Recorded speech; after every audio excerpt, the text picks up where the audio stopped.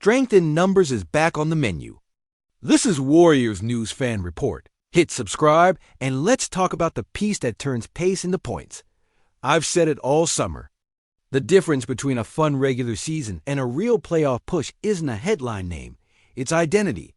You felt it last year every time our bench unit lived in mud for 4 minutes, no tempo, no glass, no rim pressure, just a lot of standing and hoping someone bailed us out. That's not Warriors basketball. Warriors basketball is layered movement, early offense that feels like a sprint relay, and wings who make the next pass before the defense can blink. So when the front office moved with patience, instead of chasing the rumor cycle, I paid attention to who they valued, players who protect our style, players who run, screen, cut, and finish the play, and then start the next one before the BROADCAST can show the replay dot this offseason. Told you exactly what this organization thinks wins in April. Veteran. Front court IQ to calm possessions that tilt.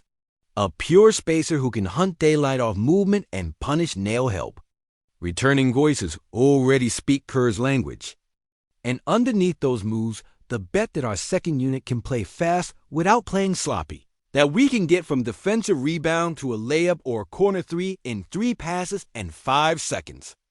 That's not a roster built for clout. That's a roster built for habits. And habits show up when your legs are heavy and your lungs are burning in Game 5. To understand what's changing, watch the practice rhythm. We're leaning harder into early drag screens, empty corner pick and rolls, and push-pitch-cut sequences where the ball doesn't stick for more than half a second. That's the 0.5 principle. Decide in under a heartbeat. Guards push. Bigs trail into handoffs or short rolls. Shooters lift and relocate.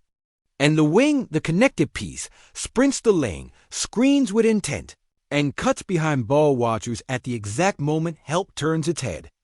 That wing is the difference between a pretty action and a layup. That wing is the difference between your second unit trading jumpers and your second unit stealing 8 points on work rate alone. Now, let me talk rotation geometry, because this is where I live. Picture the second group cross-match after a stop, pace guard in the middle, shooter lifting on the weak side, big arriving with the ball above the break, and a high motor wing already threatening the baseline. The low man has to tag the roll, the nail has to stun at the ball, and the corner defender is suddenly guarding 2 decisions at once. If your wing is decisive, slip, screen, cut, or one more, the defense is wrong no matter what they choose. That's how you build an identity that travels. That's how you get buckets on nights when the jumper isn't your friend. All of this sits on a bigger truth: continuity. We've been at our best when the roster knows the dance. You can't rehearse, read, and react in October and hope it sings in May if you're changing partners every week. Keeping core voices in-house matters. So, does adding vets who've seen every coverage, who don't panic when a game gets weird? And the glue? The glue is the guy who doesn't need plays called for him to tilt the floor in your favor. The guy whose value shows up in the film room more than the box score. The guy who sprints a lane, hits a body on every screen, fights for glass like the ball owes him money, and stays ready for the one more on time, on target. You know where I'm going. From Santa Cruz to spot minutes, from spot minutes to trust, from trust to a real conversation about rotation nights. That's the climb, and it's been happening in front of our eyes. The organization invested in a profile, not a press release. A wing with length, balance through contact, a nose for the ball, and the humility to do the dirty work. Last season, those minutes started to arrive, and every time the pace climbed a notch, you could feel the second unit exhale.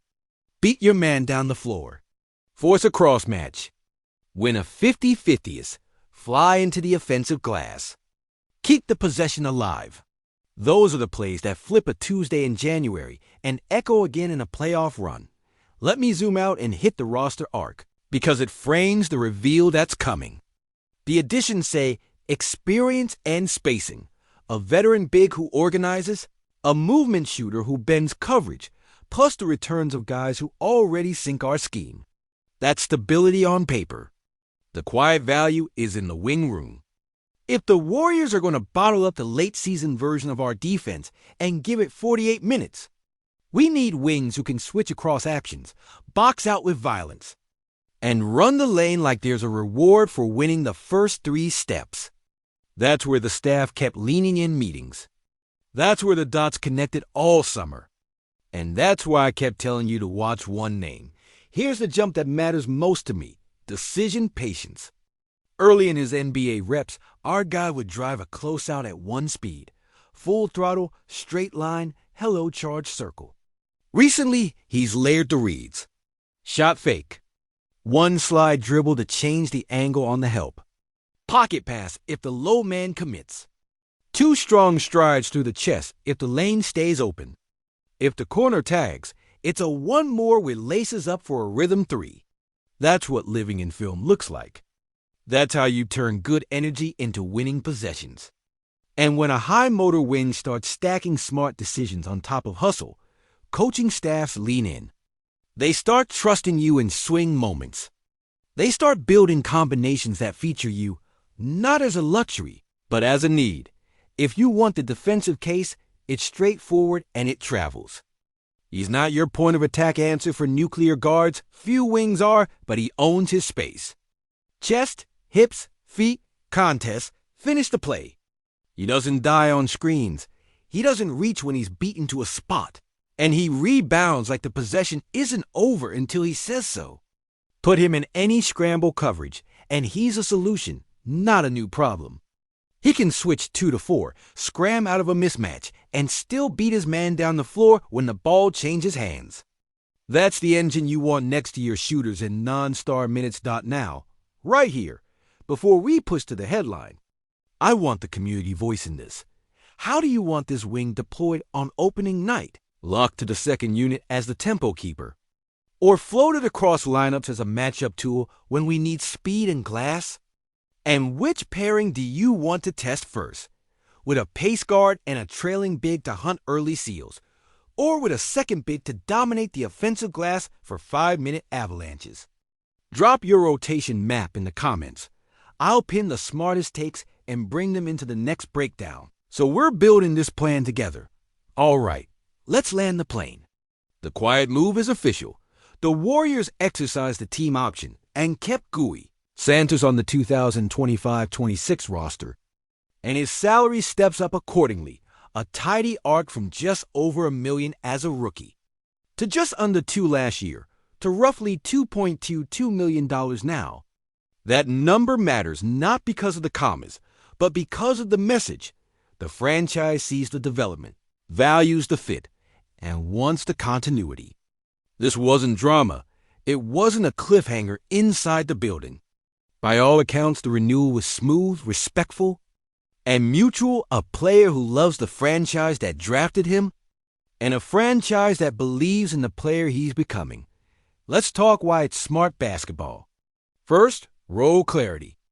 Gui's strength is connective tissue, sprint lanes, violent screens, corner spacing, timely cuts, relentless glass, next pass instincts.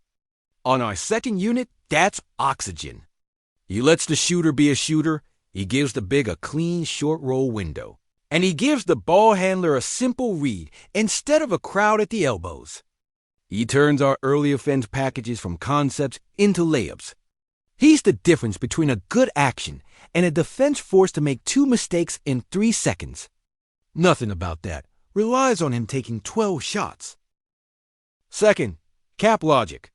Under a tight tax environment, a cost-controlled, rotation-capable wing is gold.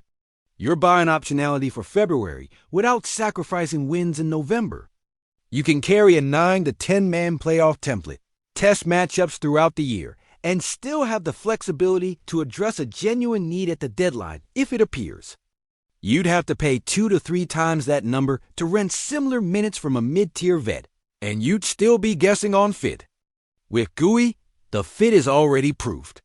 The cost lets you sleep. Third, lineup geometry, my favorite topic because you can feel it without a spreadsheet.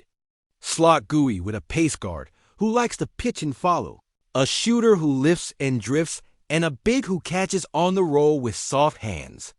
Now run empty corner PNR, the low man has to tag. The tag opens the corner. The stunt opens the slot. Gooey lives in those cracks. If the corner overhelps, it's a baseline cut for two. If the slot stunts late, he's got the touch to drop a bounce pass through traffic. If the defense switches, he screens the guard free and flips the angle. Every choice is stress. Every stress is a window. That's Warriors offense.